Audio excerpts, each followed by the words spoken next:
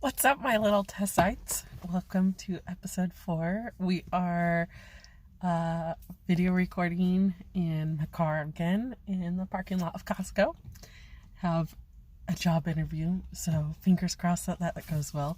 Saying all the prayers because I'm getting bored and I need a job. We had a lot of great questions and we're gonna start. I am up to 19 subscribers, so thank you. When I reach the 100 mark, maybe I'll do a giveaway. I don't know. I'm just super excited, guys. Thank you. Figured we could start off with some great stories, and you guys had some cool questions too, Step it up next week. Questions are, Becky asked, why do I like curd so much? This last weekend, since we started the isolation chambers, where we weren't supposed to go out and hug people or touch people or sneeze on them, whatever, I started making curd, and I made lime curd, and then I made lemon curd, and then I made orange curd. And if you have not tried curd, C-U-R-D, it is the best thing ever. Lime curd is by far my favorite because it's super, super sour with a little bit of sweetness to it, and you put it on your fingers to lick, or scones, or anything like that you like to enjoy, so it's really delicious. Uncle Ryan asked where my favorite place to vacation was. Probably Timothy Lake. I really like that place. That's where I've been to probably the most, besides Coos Bay. But Coos Bay Family Camp is not at the campgrounds anymore, which is a real big bummer because we had a lot of good memories there. But that would have been my place. Timothy Lake is probably it now. My favorite color, it's usually purple, but I've been noticing that I wear a lot of blue, like dark blue, and you can't see it, but I have jeans on and blue toenails.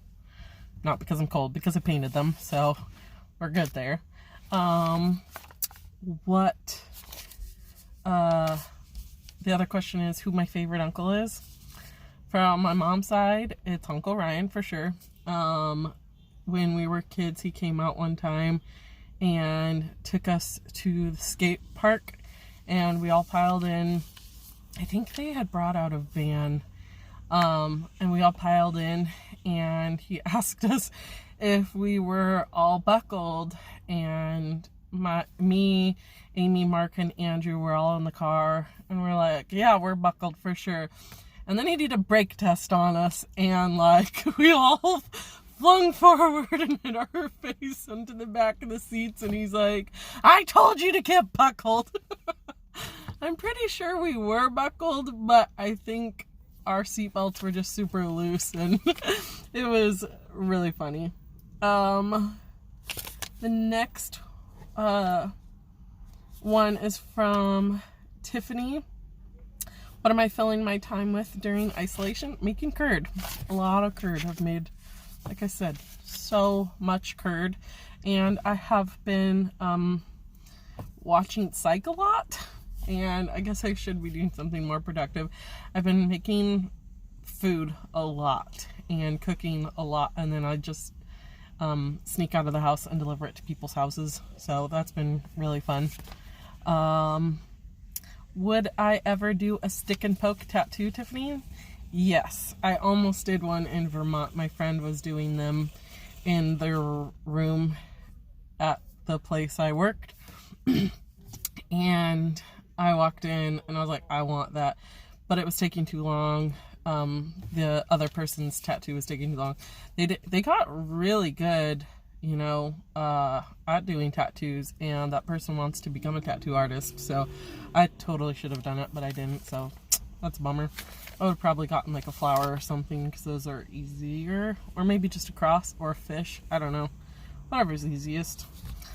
My niece Sarah asked what was my favorite part of the beach trip. I went to a beach trip, or I took my niece Sarah, my niece Kayla, and my nephew Tyler to the beach last week right before the isolation shindig started, and I surprised them by going to Seaside, and I picked them up all at 8 a.m. They didn't really know where we were going, so I took them over to the coffee shop, and then I drove around town, and they thought that we were just getting coffee and I was going to drop them back at the house, but I did not, and we had a really good time. Kayla and Tyler got buried in the sand, and they got sand everywhere, and while we were burying them, like, Sarah kept putting sand down their shirts. My favorite part was on the way home, Kayla was in the passenger seat, and she had been buried, so she had sand right here and in her ears and everything, and Sarah from the back just kept going, "Kayla, you have sand coming out of your ears." And Kayla the first time was like, "Yeah, I know, like, I can't do anything about it." And then, like, 5 minutes down the road, Sarah was in the back seat again and goes, "Kayla, you have so much sand in your ear, like, so much." And Kayla's like, "I can't do anything about it." So a couple minutes go by, we're playing 20 questions, and Tyler, like, pops up from the back seat and he goes, "You do have a lot of sand in your ear, Kayla." And Kayla's like, "I told you I can't do anything about it." And it was really fun, so probably the sand parts. I figured we could talk about me breaking my wrists when I was a kid. The first time I broke my wrist, I broke both of them. The first one was not my fault, though. I was on this play structure in Alberta Park, which is right down the street from us. We lived on Northeast 20th.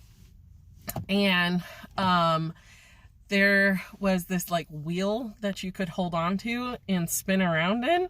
A lot of places have it, and I should make a petition to not let them have it. So these girls were, like, behind me, and they were like, "Just go, Tess, just go." And I will never forget what they looked like. They are pure evil, straight from you know where. And they kept telling me, they're like, "Just go, just go, just go."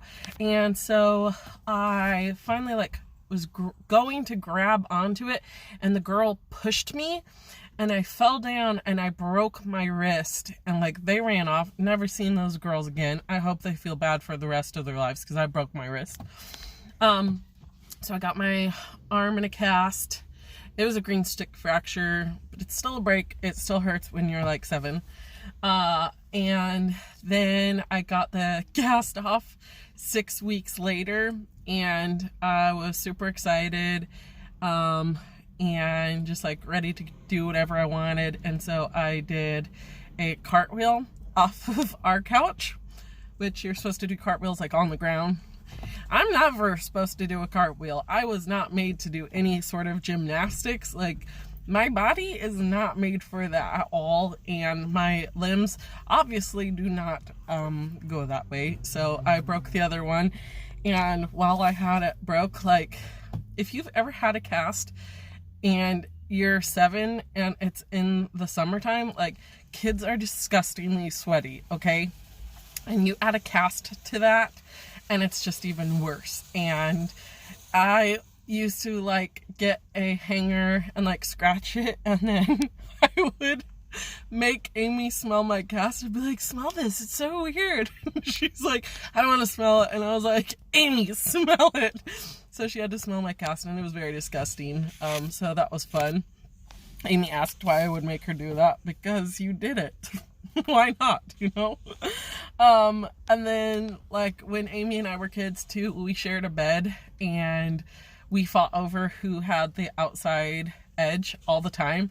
And we fought so much over it that my dad had to write a schedule on it, and we would always go and change it, but my dad has very distinct handwriting, and so, like, we couldn't change it at all, because he'd be like, "This isn't my handwriting, come on." Another funny story, Amy and I had to clean our rooms when we were kids. I know, like, come on, parents, why do you do this to us? And my mom would set, like, one of those kitchen timers where you turn it and then it goes tick, tick, tick, tick, tick, tick, tick, And she would set it for 5 minutes. Like 5 minutes of cleaning is not bad, but when you're like a little kid, it's like 5 hours worth. And so she would set it for 5 minutes, go away, and I would always go, sorry mom, I would always go and turn it to like 2 minutes, and she would come back, she's like, I set it for 5 minutes, like, I know I did, why do you guys change it? And I was like, I didn't change it. And then, like, we shared a closet with my parents. Like, if you went into the closet, it connected into my parents' room. Amy and I shared a room there, and so we would stuff all of our toys into the closet and be like, okay, it's clean, mom. And she would come in, open the closet door, and be like, this is not clean or put away. Come on, guys. So, sorry, mom, for changing the timer. Amy had a story. Joe used to, my best friend Joe used to, we were dumb kids, throw sugar babies in the grass when we were in church, and he would throw sugar babies for us to go find. He was a bully, and not really, and we would go find the sugar babies, and he would do this like every Wednesday night service that we had at church in St. Helens, and it was great. And I hate sugar babies, so I don't even know why I went after them, but it was really fun. In Portland, we had like chives growing all over. This is another story. We had chives growing all over like our house, like right around it. And I would go out and I was like, this is cool, I can eat this. Like, once you figure out you can eat something outside, if you're me, then you start eating it, like blackberries, birdberries. You can't eat birdberries.